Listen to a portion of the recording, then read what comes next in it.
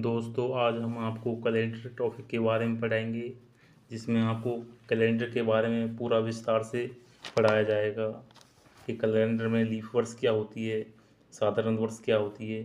इस बारे में आपको समझाया जाएगा। तो सबसे पहले ये देखते हैं कि कैलेंडर को दो भागों में बांटा गया है। इसमें एक तो सिंपल ईयर होती है और एक लीफ वर्ष होती है। इसके अलावा एक शताब्दी वर्ष होती है।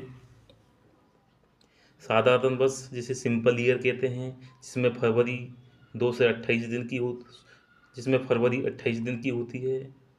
जिसमें सिंपल ईयर में 365 दिन होते हैं। बावन वीक और एक ऑड डे होता है। बावन वीक को हम 7 से भाग दें, क्योंकि सप्ताह में 7 दिन होते हैं, इसलिए बावन वीक को 7 से गुना करने पर 364 दिन आते हैं और एक ऑड डे आता है। तो टोटल मिला के 365 दिन होते हैं एक सिंपल ईयर में। इसके बाद लीफ ईयर आती है। तो लीफ ईयर में क्या होता है, इसमें फरवरी 29 दिन की होती है, जिसमें 366 दिन होते हैं। इसमें 52 वीक और 2 ऑड डे होते हैं। लीफ वर्ष का फंडा क्या होता है, इसमें लीफ वर्ष में 4 का भाग दिया जाता है।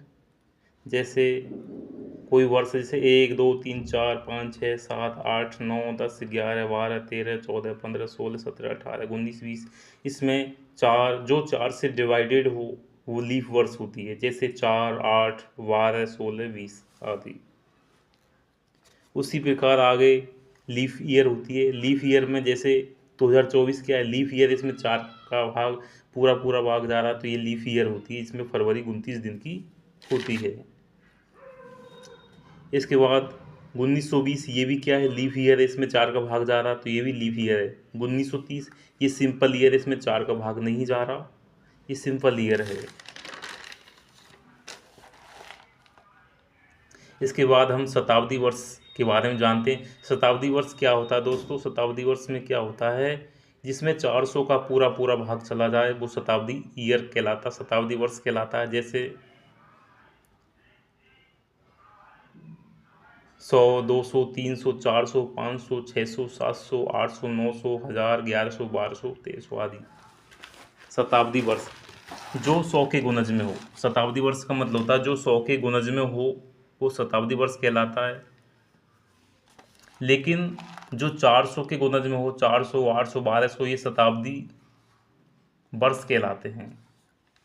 शताब्दी लीफ वर्ष जो 400 800 1200 1600 2000 2400 से ये हो, तो ये शताब्दी वर्ष कहलाते, जो 400 से डिवाइड हो। इसके बाद लीफ वर्ष आती है। लीफ वर्ष में ऐसी वर्ष जिसमें 4 का भाग चला जाए वो लीफ वर्ष कहलाती है। शताब्दी वर्ष में क्या होता है, इसमें दोस्तों 400 का भाग देना होता है। 400 का भाग अगर डिवाइडेड हो जाए किसी भी शताब्दी वर्ष में, तो वो शताब्दी लीफ वर्ष कहलाती है। जैसे 2016 ये लीफ वर्ष है, इसमें 4 का भाग जा रहा है, ये लीफ वर्ष है। 1600 ये शताब्दी वर्ष है, इसमें 400 का भाग जा रहा है, तो ये सेंचुरी लीफ ईयर कहलाती है।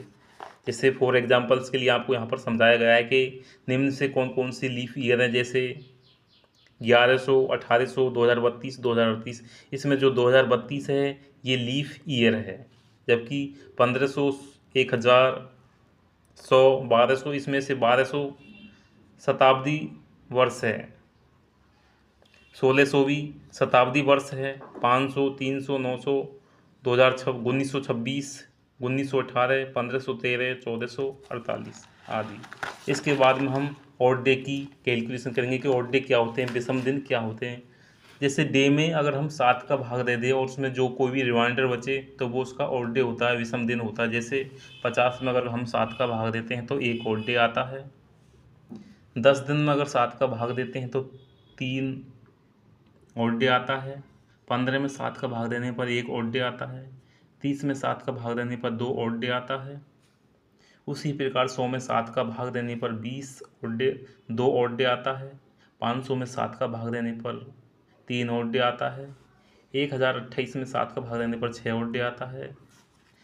उसी प्रकार आगे हम किसी वर्ष में 4 का भाग देते हैं तो लीफ वर्ष कहलाती है। जिसमें 4 का भाग पूरा भाग चला जाए तो वो लीफ वर्ष कहलाती है। लीफ वर्ष में 366 दिन होते हैं। उसी प्रकार आगे अगर किसी शताब्दी वर्ष में शताब्दी सेंचुरी और लीफ वर्ष में 400 का भाग चले जाए तो वो भी लीफ वर्ष कहलाती है, जैसे 366 दिन होते हैं उसी में भी। दोस्तों आज हमारी क्लास यहीं पर ख़त्म होती है। इसके बाद अगला टॉपिक कैलेंडर की अगली क्लास आएगी।